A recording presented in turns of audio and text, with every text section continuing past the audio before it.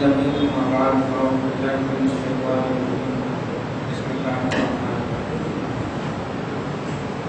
يا أيها الذين آمنوا لا تبطلوا صدقاتكم بالمن والأذى صدق الله العظيم صلی وقت کے لیے درود شریف پڑھنے کے بعد سیدنا سیدنا مولانا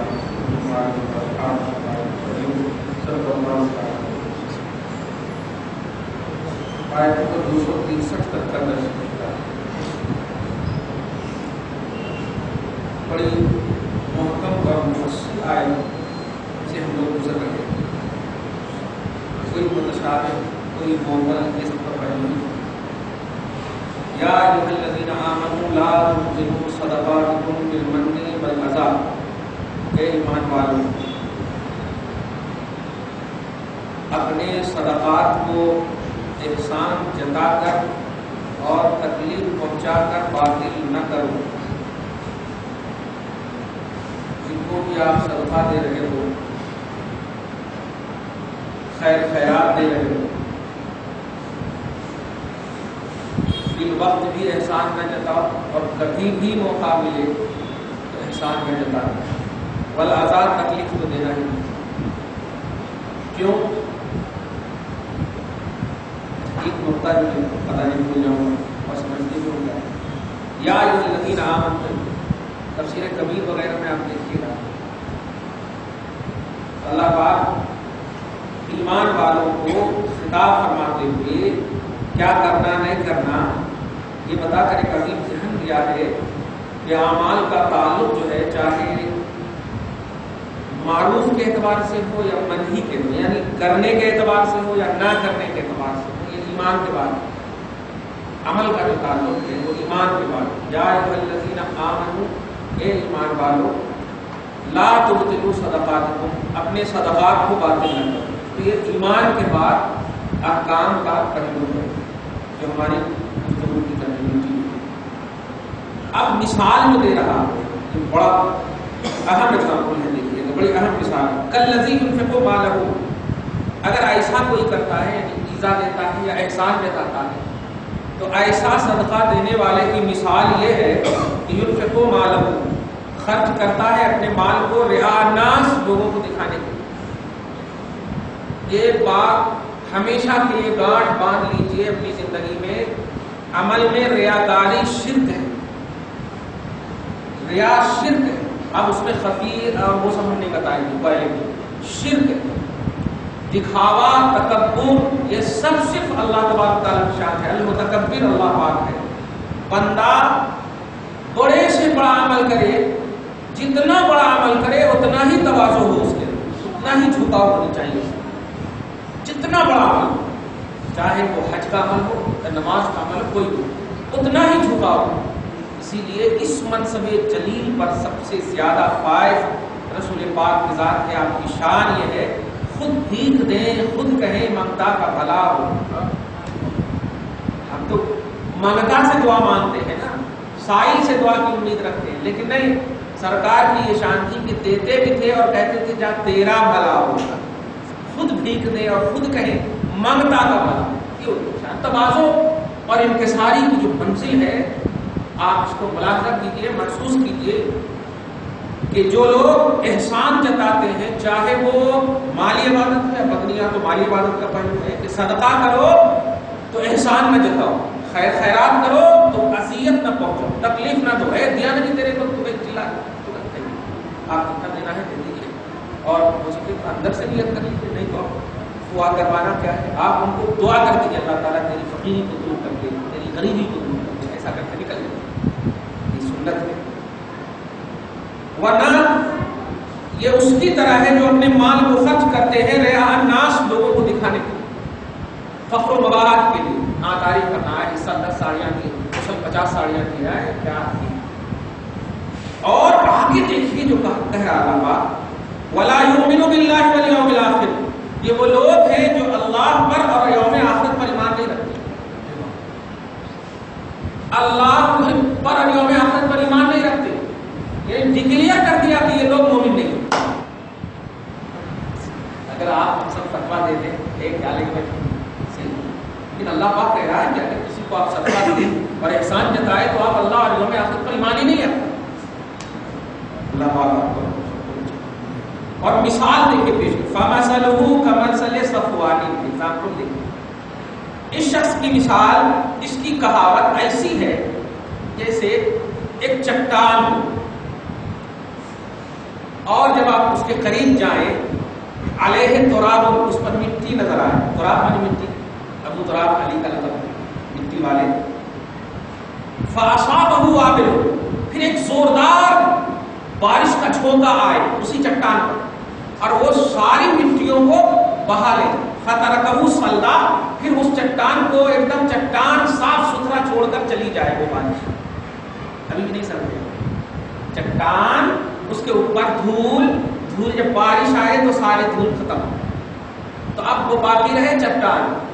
تو صدقہ دے کر احسان جتانے والے ایسے ہی ہیں کہ صدقہ دینے والا چٹان اس کے اوپر وہ دھول کی طرح ہے. بارش آ کر اس کو یعنی احسان اور تکلیف اس کو برباد اڑا دیا، کچھ اس کا ہی نہیں. اللہ پاک ہمارا کیا مثال ہے. توجہ دیجیے. لا يقدرون على شيء مما كسبوا، اس پر ایک عقیدہ ہے. یعنی ایک فرقہ ہے، فرقہ معتزلہ، میم عین تا زا لام گولہا، معتزلہ. یہ بہت زمانے کا فرقہ ہے. حضرت ابو الحسن اشعری اور ابو علی جوبائی 1200 سال 1100 سال پہلے کا فرقہ، گمراہ فرقہ. اس کا عقیدہ یہ ہے کہ بندہ اپنے اعمال کا خالق ہے. بندہ اپنے اعمال کا خالق ہے، کاسب ہے اپنے اعمال، اور اللہ کے اوپر واجب ہے کہ اگر نیک عمل کرے تو اللہ دینا ثواب، اور برا عمل کرے تو اللہ عذاب دینا، یہ دینا واجب ہے. نہیں دیا تو اللہ گناہ گار. تو واجب کا مطلب یہ معتزلہ فرقہ. صحیح عقیدہ یہ ہے کہ اللہ پر کوئی چیز واجب نہیں. آپ کو آپ کے عمل کا بدلہ دے رہا ہے تب بھی فضل ہے، نہیں دے رہا ہے تب بھی عدل ہے، کیونکہ آپ اس کی حکمت کو نہیں جان سکتے. آپ مخلوق ہے، وہ خالق ہے. آپ کی ابتدا ہے، اس کی کوئی ابتدا نہیں. آپ کی انتہا ہے، اس کی کوئی انتہا نہیں. یہ اللہ پاک کی شان ہے. تو اللہ اب جو لا يقدرون على شيء مما كسبوا، انسان اپنی کمائی ہوئی چیز میں سے کسی چیز پر قدرت نہیں رکھتا. جس کو ہمیشہ درس میں آپ حدیث کے حوالے سنیں، لا ينجي احدكم عمله، سنو تم میں سے کسی کو بھی اس کا عمل نجات نہیں دے سکتا. نجات کا دار و مدار ایمان اور عقیدہ ہے. عمل کو بیس آف نجات نہیں ماننا. لا يقدرون على شيء مما كسبوا، کسب بولتے کمائی، عمل جو بھی آپ نے کمایا، مالی عبادتوں کے ذریعے، بدنی عبادت جو بھی کمایا، یہ کمائی ہوئی چیز على شيء لا يقدرون، کسی بھی کمائی ہوئی چیز پر آپ قدرت نہیں رکھتے. اگر اس کمائی کی چیز کو رب اڑا دے وہ قادر ہے. آپ اس کو کھینچ نہیں سکتے، آپ زبردستی بول نہیں سکتے یہ میرا عمل ہے دینا پڑتا تیرے کو، نہیں. تو آپ اپنے عمل پر ڈیپینڈنٹ نہیں ہو سکتے. ایمان بہت بڑی بات. اسی لیے دیکھا آپ نے عمل کو بھی باطل کیا ہے تو کیا فرمایا، وہ اللہ اور یوم آخرت پر ایمان نہیں رکھتا. یہ نہیں کہا کہ اس کا عمل برباد ہے، اس کا عمل خراب ہے، ایسا نہیں. ایمان تو ایمان کو سب سے سیریسلی لیا اللہ تعالیٰ نے اور دیا. توجہ دیجیے کہ لا يقدرون على شيء مما كسبوا، بندوں میں کوئی ایسا بندہ نہیں جو اپنی کمائی پر کمانڈیڈ ہو. ترجمہ آج کے حساب سے مطلب یہ معتزلہ فرقے کا الحمدللہ آپ کے عقیدے کے مطابق ان کا رد ہے، یعنی وہ گمراہ واقعتاً ہے. اس لیے کہ اللہ پاک کے لیے وہ عقیدہ یہ رکھتا ہے کہ بندہ عمل نیک کرے تو اللہ پر ثواب دینا واجب، اور برا کرے تو اللہ پر عذاب دینا واجب. ہمارا اور آپ کا یعنی حق عقیدہ یہ نہیں ہے کہ اللہ پر کوئی چیز واجب ہے، اللہ ہمیں دے رہا ہے نیکی کا تو وہ فضل ہے، نہیں دے رہا ہے تو واجب ہے. ہم اعتراض نہیں کرتے. لا يسأل عما يفعل وهم يسألون، قرآن پاک سورہ انبیاء کی آیت ہے، دوسرے پیج میں پارہ نمبر 17 میں. لا يسأل عما يفعل وهم يسألون، وہ نہیں پوچھا جائے گا کہ وہ کیا کر رہا ہے، تم پوچھے جاؤ گے کہ تم کیا کر رہے ہو. لا يسأل عما يفعل، وہ کیا کر رہا ہے، لا يسأل سوال نہیں ہوگا. ہم يسألون، لوگ پوچھے جائیں گے کہ تم کیا کر کے آئے ہو. اللہ سے کچھ نہیں سوال ہوگا. ثواب و عذاب دینے والا ہے، وہ لینے والا نہیں. اس سے یہ عقیدہ دھیان میں رکھیے گا، اس کو عربی میں اور عقائد کی کتاب میں بولتے ہیں اصلح للعبد غیر واجب علی اللہ۔ اصلح للعبد، بندوں کے لیے کیا بہتر ہے تو اس کو اللہ پاک بہتر بنانا واجب ہے۔ کیا جیسے تو سب بندہ کہے گا کہ ہمارے لیے عالم بننا بہتر، ہمارے لیے علامہ بننا بہتر، ہمارے لیے فاضل بننا بہتر، ہمارے لیے نبی بننا بہتر، سب تو بہتر ہی ہے، تب تو سب بندے کے لیے سب بہتر ہے، سب بنانا واجب ہو گیا؟ نہیں، ثواب عذاب جہنم جنت سب کا مسئلہ ہی درہم برہم ہو جائے۔ اللہ پر کوئی چیز واجب نہیں، وہ جانتا ہے کس کو کیا کب کہاں کیسا بنانا، وہ جانتا ہے۔ 12 نمبر 3 میں بھی آپ دیکھیے گا سورہ آل عمران میں وَالَّذِي يُصَوِّرُكُمْ فِي الْأَرْحَامِ كَيْفَ يَشَاءُ، یشاء کا جملہ ہے کہ وہ ماں کے پیٹ میں بچوں کی کیسی شکل بنانا ہے وہ اس کی مشیت پر ہے۔ ماں اگر کالی ہے خوبصورت بیٹا پیدا کر دے، ماں اگر گوری ہے کالا بیٹا پیدا کر دے، اس پر اعتراض نہیں کرنا کیونکہ یصورکم فی الارحام وہ اس کی شان ہے۔ مصور بولے تصویر بنانے والے، تصویر بنانے والا اللہ پاک ہے، کیف یشاء جیسا وہ چاہے، جس طرح وہ چاہے۔ بلکہ ایسا ہمارے سماج میں بھی ہے اور صحابہ کرام کے زمانے میں بھی ایسا ہوا تھا، یا رسول اللہ یہ میرا بچہ نہیں، کیوں؟ یہ کالا ہے، میں تو گورا ہوں، میری بھی گوری ہے۔ اللہ کے رسول نے فرمایا اچھا بات ایسی ہے، ایک گھوڑے کو 2 طرح کے گھوڑے کی مثال دی آپ نے کہ گھوڑے کے اندر کتنے رنگ ہوتے ہیں؟ بولا جت کپڑا گھوڑا ہوتا ہے اجلا بھی ہوتا ہے، اس کے اندر لال بھی ہوتا ہے، یہ بتا یہ باپ کا بیٹا ہے یا ماں کا بیٹا ہے؟ کتنی پریکٹیکلی مثال دیتے، یعنی ڈانٹا رسول اللہ۔ وَالَّذِي يُصَوِّرُكُمْ فِي الْأَرْحَامِ كَيْفَ يَشَاءُ، وہ اللہ ماں کے پیٹ میں کیسی تصویر بنائے گا، گورا کالا، یہ سب اللہ پاک کی شان ہے، وہ جانتا ہے کہ کیسے بنانا۔ تم نہیں بول سکتے کہ نہیں ہمارا بیٹا ہمارے سب کا ہونا نہیں ہو سکتی، غلط بات ہے، ایسا نہیں ہونا چاہیے۔ اللہ پاک ہم سب کے ایمان کو ٹھوس بخشے۔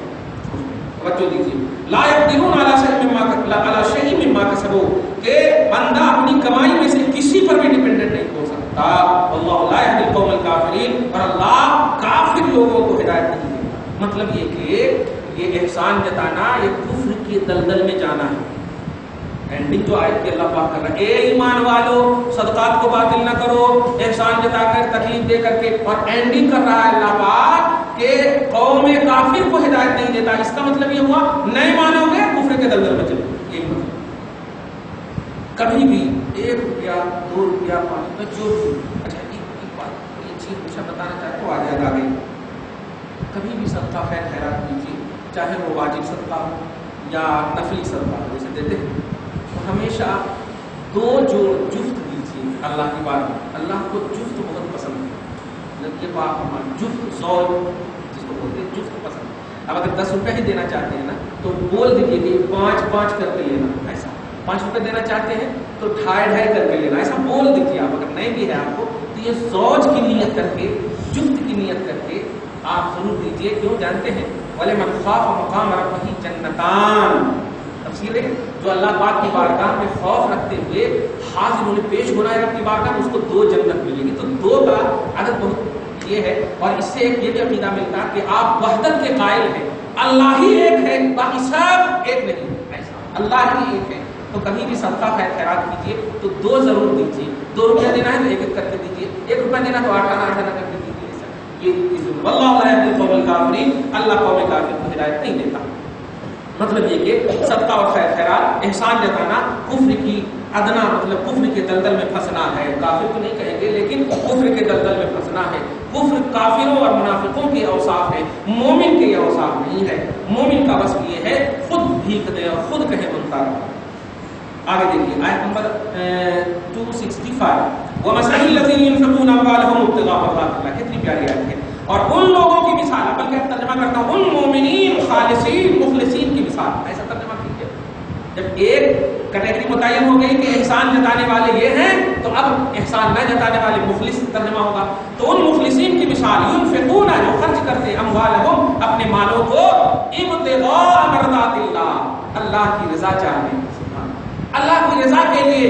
اے بندے لے جا تو، فائدہ تیرا ہوگا لیکن میرا فائدہ تیرے سے نہیں، میرا فائدہ رب سے متعلق۔ ابتغاء مرضات اللہ، اللہ کی رضا جوئی کے لیے۔ اور آگے دیکھیے وتثبیتا من انفسہم، اور اپنے آپ کو ثابت قدم رکھنے کے لیے، ثابت قدم سے مراد تفسیر میں یہ ہے کہ کنٹینیو ہم دینے کا جذبہ رکھتے ہیں مولا. ثابت قدم سے مراد یہ. آج اگر ہم 1 لاکھ روپیہ دے رہے ہیں اللہ کی راہ میں تو اے اللہ ہم اور دینے کا جذبہ رکھ رہے ہیں. دی اینڈ ہماری نیت نہیں. وتثبیتا من انفسہم، اپنے آپ کو ثابت قدمی کے لیے اسی انفاق فی سبیل اللہ و لرضاء اللہ، اللہ کی راہ میں خرچ کرنے اور اللہ کی رضا جوئی تلاشنے، اللہ کی رضا تلاشنے میں خرچ کرنے کا ہم ہمیشہ جذبہ رکھتے ہیں. تو ایسے بندوں کی مثال کیا ہے؟ اس کی مثال کیا تھی؟ ایک ٹیلے کے ساتھ جو سب اڑا کے لے کے چلا گیا، کچھ بھی نہیں، بیت بس ٹیلے کا ٹیلا رہ گیا، وہی کا وہی. آپ اس کی مثال دیکھیے، کمثل جنت، سبحان، اس باغ کی طرح ہے، اس باغ کی طرح، اس باغ کی طرح ہے بے ربوتن، جو باغ ایک ٹیلے پر ہو، چٹان پر نہیں ہو، ٹیلا اونچی جگہ، یعنی کوئی چیز آڑے نہ ہو. جیسے یہاں پر بھی اگر ہم باغ لگا دیں تو یہ آڑے آڑے، اور اس کو آکسیجن، خود جب اس کو آکسیجن صحیح نہیں ملتا تو یہ دوسرے کو کیا آکسیجن صحیح دے. توجہ دیجیے. تو ایک ٹیلے پر ہو، اصابھا وابل، اس کو بھی زوردار بارش آئے، اس کو بھی زوردار بارش آئے، فآتت اکلھا ضعفین، تو وہ بارش آنے کی وجہ سے دو گنا پھل دیتا ہے. وہ باغ ایک پھول پھلا ہے، بارش آ جائے تو اور پھول پھلنے لگتا ہے اور باغات میں جھاڑیاں آنے لگتی ہیں. اور فإن لم یصبھا، لیکن اگر بارش نہ آئے، ٹھیک ہے، اس کے چھپے ہوئے ہی رکھتے ہیں، اور کوئی آ کر کے تھوڑا تھوڑا پانی دے دے، تھوڑا پانی دے دے، تو پوری بارش نہ آئے لیکن تھوڑا بھی پانی دیں گے تب بھی وہ پھل ہی دے گا، وہ سوکھے گا. یہ ان لوگوں کی مثال جو اللہ کی رضا جوئی کے لیے اور ثابت قدمی کے لیے رہتے ہیں، اس باغ کی طرح ہے جس باغ پر، جو باغ کے ایک ٹیلے پر ہو، ایک بلند مقام پر ہو، کہ اس کو بارش کا جھونکا آیا، فآتت اکلھا ضعفین، وہ جھونکے نے 2 گنا پھل دے دیا. فإن لم یصبھا وابل، اور اگر زوردار بارش نہ آئے، فتل، تل مانے شبنم. آپ مجھے دیکھیں گے بارش نہ ہو اور اگر آپ پارک وغیرہ ہے، ذرا صبح کی نماز کے بعد جائیے تو پارک کے اوپر جو شبنم کے قطرات رہتے ہیں، وہ بھی مفید ہے. فتل، تو شبنم بھی اگر آ جائے تب بھی اللہ پاک اس سے پھل ہی دے گا، اسے خوشبو ہی دے گا، اس کو آپ سبزہ دار ہی رکھے گا، اس کو خشک نہیں رکھے گا. یعنی ہر حال میں اللہ کی رضا کے لیے جو خرچ کرتے ہیں وہ کامیاب. یہ خلاصہ یہ کہ کامیاب. واللہ بما تعملون بصیر، اور اللہ تمہارے اعمال کو دیکھ رہا. بصیر بولتے ہیں ماتھے کی آنکھ سے دیکھتے ہیں، لیکن یہاں پر ماتھے کی آنکھ نہیں بولی. اللہ اپنی شان کے مطابق دیکھ رہا. اللہ کی کیا شان ہے وہ جانتا ہے. اللہ اپنی شان کے مطابق دیکھ رہا ہے. ایک ایسی مثال اب آ رہی ہے آیت نمبر 266 میں جو بہت ہی اہم مثال ہے. توجہ دی. ایوۃ احدکم ان تکون لہ جنۃ من نخیل وعنب، کیا تم میں کا کوئی یہ پسند کرتا ہے کہ ان کے پاس کھجور کا باغ ہو، انگوروں کا باغ ہو، کھجوروں کا باغ ہو، انگوروں کا باغ ہو، اور ایسے انگور کے تدریج من تحتھا الانہار، اس باغ کے نیچے نہریں رواں ہو، کہیں محتاج کے لیے ٹینکر کی ضرورت نہیں، ایک دم بالکل نہریں رواں ہیں اب اس کی سینچائی کے لیے، اس باغ کی سینچائی کے لیے. اور لہو فیہا من کل الثمرات، اس باغ میں ہر قسم کے پھل آ رہے ہیں، ہر طرح کے پھل آ رہے ہیں، ہر طرح کے اس میں پھل آ رہے ہیں. کیا پسند کرتا؟ اور اس دیکھیے یہ پسند کرتا وَأَصَابَهُ الْكِبَرُ، اور اس کو بڑھاپا آ لگے. ایک شخص ہے، اس کی مثال یوں سمجھیے، ایک شخص ہے جس کے پاس کھجور کے باغ، جس کے پاس اچھے اچھے انگوروں کے باغ اور اس میں بہت سارے پھل ہیں، لیکن یہ بس پھل کی سینچائی اور یہ سب کی سینچائی میں اپنی عمر کو کٹا دیا، بڑھاپا آ گیا. اصابہ الکبر، کبر بنے بڑھاپا آ گیا. ولہ ذریۃ ضعفاء، اس حال میں بڑھاپا آیا کہ ان کے پاس جو ذریت ہے، اولاد جو ہے وہ چھوٹی چھوٹی، یعنی وہ خود اولاد دوسرے پر ڈیپینڈنٹ، ان کی خدمت نہیں کر سکتی، وضو کا پانی بھی نہیں لا سکتی. اب دیکھیں یہ ایسی اولاد ہے. فاصابها اعصار، تو اب اس باغ پر ایک زہریلی طوفانی ہوا آ جائے. توجہ دینا، ایک زہریلی اور آگ، فیہ نار، ایسی طوفانی بارش، فیہ نار جس میں آگ ہو، بجلی کڑکتی ہوئی ایک دم بولتے، فاحترقت، اور پھر اس باغ کو جلا ڈالا. اب باغ کو جلا ڈالا، آیت تو ختم ہو گئی. آگے کہہ رہا اللہ کذالک یبین اللہ لکم الآیات لعلکم تتفکرون. اللہ پاک یہ آیت جو پیش کر رہا ہے یہ اس لیے کہ تم غور کرو. اب غور کیا کرنا؟ سمجھ گئے ہیں؟ 2 لفظ بتا رہے ہیں کہ اللہ کی راہ میں جو ریاکاری وغیرہ سے کے ساتھ خرچ کرتے ہیں ان کی مثال ایسی ہے۔ دوسری مثال یہ کہ اللہ پاک ایک شخص ہے جن کے پاس خوب باغات ہیں اور اس سے بڑی امید لگائے ہوئے ہیں، لیکن ایسا بڑھاپا آ گیا کہ یہ چھوٹا چھوٹا بس بچہ ہے، اب ابو کہہ رہا ہے کہ بابو پانی لاؤ، میں کیسے لاؤں، میں تو خود نہیں لا سکتا، میں تو چھوٹا ہوں اب ان کے پاس بڑھاپے آ گئے، باغات پورے ایک دم پھل رہے ہیں ایک دم پورا، اب وہ کھانے کو ترس رہا ہے، کیوں؟ ان کے پاس ضرورت کی ہے تو ضعفاء، یہ خود محتاج ہے۔ تو بندو اگر تم نے ایسا صدقہ کیا جس میں احسان وغیرہ ہے تو صدقہ تو تم نے کیا ہے، وہ باغات کی طرح تم سوچے تھے ہم ان کا بدلہ لیں گے، ہے وہ اپنی جگہ پر سے، لیکن ریاکاری نے تمہیں اٹھنے تک کیا وہاں تک جانے تک مجبور کر دیا، کھا نہیں سکے، فائدہ نہیں حاصل کر سکے، دوسرے بھی تم کو لا کر نہیں دی، کیوں؟ اس لیے کہ جس فقیر کو تم نے دیا تھا اس کو اذیت پہنچائی۔ تو یہ ضروریت ہے تو وفا سے مراد نہیں، فقیر ہے، ورنہ میدان محشر قائم ہوگا۔ اگر آپ ہم نے ریاکاری کے لیے نہیں کیے ہوں گے تو وہ فقراء جن پر بھی آپ نے احسان کیا وہ سب اگر جنت جائیں گے اور آپ کا ہمارا فیصلہ ہوگا جہنم کا، تو وہ فقراء کہہ دیں گے مولا مجھے جنت دینے سے پہلے اور اس کو جہنم دینے سے پہلے ایک بات تو سن لے، میں بہت سخت بھوکا تھا اور مجھے اس نے کھلایا تھا، تو وہ ہماری سفارش کریں گے اور اللہ پاک فیدخل الجنت، تو اس کو پھر جنت داخل کر دیں گے۔ تو کہنا یہ ہے کہ احسان جتانے کا تصور اسلام میں نہیں، اذیت دینے کا تصور اسلام میں نہیں، چاہے وہ مالی عبادت ہو یا بدنی عبادت ہو، یہ عبادت کی کوئی بھی کوالٹی ہو اس میں احسان نہ ہو، کیوں؟ عبادت کا تعلق جو ہے اللہ کی بارگاہ سے، اور وہ ثواب دینے کا مالک وہی ہے اور عذاب بھی دینے کا مالک وہی۔ تو جب بندوں سے تعلق ہی نہیں ہے، کسی عبادت کا تعلق ہی نہیں ہے، تو پھر ہم بندوں پر احسان کیوں کر جتائیں، بندوں کو اذیت کیوں دیں؟ کیونکہ اذیت دینا بجائے خود ایک گناہ ہے، احسان جتانا بجائے خود گناہ، بلکہ صحیح مسلم کی تو حدیث ہے کہ لا يدخل منان الجنہ، جنت میں احسان جتانے والا داخل ہی نہیں ہوگا، احسان جتانے والا جنت میں داخل ہی نہیں ہوگا۔ حالانکہ یہ وعید شدید ضرور ہے، لیکن دھیان رکھیے گا یہ وارننگ ان لوگوں کے لیے خاص طور سے ہے جو بالکل مطلب احساس کے باوجود پھر ویسا کرتے۔ اگر احساس ہو جائے تو اللہ پاک فارمیٹ کر دیتا، وہ تو مطلب سمندر کے جھاگ کے برابر بھی آپ کے ہمارے گناہ ہو، اور اگر آپ جھک جائیں تو معاف کرنے پر قادر ہے، کیونکہ اس کو کیا ہے، اس کو معاف کرنا ہے اور اس کو ثواب دینا ہے، اور اس کو لین دین کا کچھ مسئلہ ہی نہیں ہے، پرسنل کوئی فائدہ ہی نہیں۔ سب سے زیادہ فائدہ یہ ہے کہ آپ بس جنتی ہو جائیں، یہ سب سے بڑا فائدہ ہے اللہ تعالیٰ۔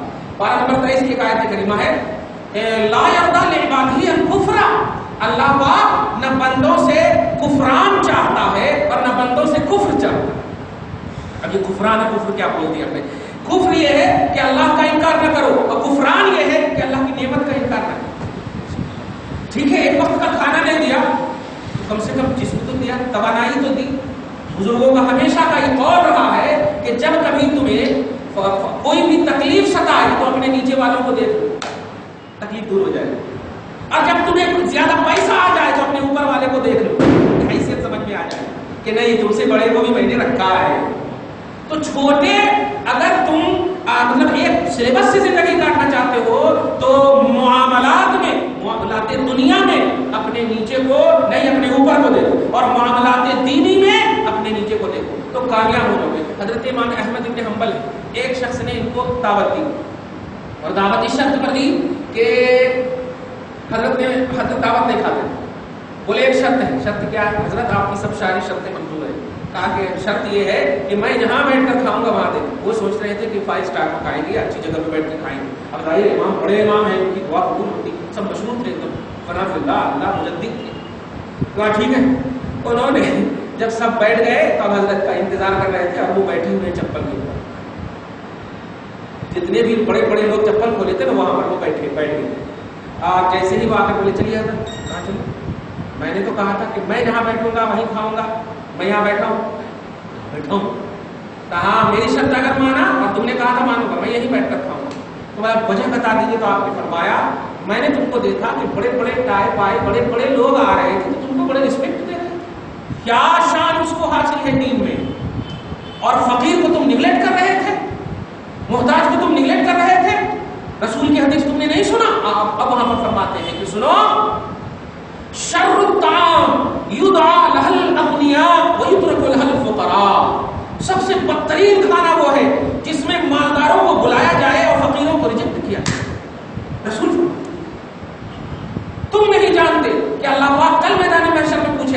میں بھوکا تھا تم نے مجھے کھلایا تو تم ہنستے ہوئے کہو گے اللہ تو کھانے پینے سے پاک ہے، تو تیرے کو کیسے کھلاتا؟ تو اللہ پاک اس وقت فرمائے گا کہ میرا ایک فقیر رو رہا تھا، میں اگر تو اس کو کھلا دیتا تو اس نے مجھے کھلا دیتا۔ تو یہ رواداری ہمارے اسلام میں ہے، یہ عدل ہے، مساوات ہمارے اسلام میں۔ دیکھیں کس شکل میں اللہ پاک آپ کو بھیج دے گا۔ بخاری کی کئی ایسی حدیثیں ہیں کہ فرشتوں کی شکل میں آ کر کے آزمایا، حدیث غار میں بھی ایسے بڑی، اندھے کو، برس والے کو اور مالدار کو کئی طرح سے آزمایا، اور جب بعد میں مطلب پول کھلا کہ تم ایسا کیوں، ہم جبرائیل ہیں، ہم میکائیل ہیں، ہم یہ ہیں، تو بعد میں بول رہے ہیں ہم فرشتے ہیں، اللہ نے تم کو آزمانے کے لیے بھیجا تھا۔ تو آزمانے مالداروں سے کبھی نہیں، ہمیشہ فقیروں سے، درویشوں سے، اور ایک دم بالکل کچری پچری میں ظاہری طور پر رہنے والوں سے۔ آپ اگر بچنا چاہتے ہیں تو بچیے، لیکن کبھی برا بھلا نہ کہیں، کبھی پتہ نہیں ان کی نگاہوں کو خدا دے۔ اس لیے اس کو دھیان میں رکھیا، ہر جز و کل ہے مظہر انوار مصطفیٰ، جز ہو یا کل ہو، ہر جز اور کل میں اللہ تبارک و تعالیٰ کا انوار چھپا ہوا رہتا ہے۔ ہمارے آنکھ چاہیے، اور آنکھ کب ملتی؟ جب ہمارے سے اندر ریا ختم ہو جائے اور مطلب عزیت ختم ہو جائے، بلکہ یوں کہیں دینے ہی کا جذبہ ہو، اور یہ دے کر کے صرف رب سے لینے کا جذبہ ہو۔ بندوں کے اوپر احسان کیوں جماتا ہے بندہ؟ وہ لینے کے لیے، اور جہاں آپ نے یہ کیا ثواب ختم ہو جائے، کیونکہ آپ تو بندوں سے لے لیا آپ نے اس کا بدلہ، اور جب بدلہ لے لیا تو آخرت میں باقی۔ اس لیے اللہ پاک، آپ اس آیت کریمہ میں دیکھیے کہ ایک بوڑھا شخص ہے جو خوب اچھا لگایا۔ آج کی دنیا میں بولتے ہیں نا، بتاؤ اچھا کھایا نا لیکن انٹری بھی نہیں کر سکا، ایک دن پہلے سے انتقال ہو گیا، ایسا بولتے ہیں، معاشرے میں بھی بولتے ہیں ایسا، یہ رہ سکا، یہی ہوتا کیا حقیقت ہے؟ لیکن وہ یہی مراد ہے اس میں کہ جو لوگ ریاکاری کے لیے خرچ کرتے ہیں، وہ اس بوڑھے کی مثال ہے جو پہلے جوان تھا، سینچائی کے لیے پوری جوانی ختم کر دی، بڑھاپے کو آیا، چھوٹے چھوٹے بچے تھے، آپ بچے کو بول، بچے کو بھی نہیں بول سکتے، اب بچہ خود بول رہا دادا لاؤ نا، اور دادا بول رہا بچہ لاؤ نا، بس دونوں بول کے وہ ایسے ہی چھوٹا لے کے چلو۔ کذالک یبین اللہ لکم الآیات لعلکم تتفکرون، اللہ پاک یوں ہی اپنی آیتوں کو بیان فرماتا ہے، لعلکم تتفکرون، تاکہ تم اپنی زندگی میں انقلاب لاؤ، تاکہ اپنی زندگی میں انقلاب لاؤ، اور فکر کرو کا مطلب زندگی میں انقلاب لاؤ۔ اللہ پاک آپ سب کو صحیح فکر کے ساتھ جینے کی توفیق کامل عطا فرمائے، اور ہم سب سے وہ کام لے لیں جس میں وہ اور اس کا حبیب راضی ہو جائے۔ لا الہ الا اللہ محمد رسول اللہ صلی اللہ علیہ وسلم۔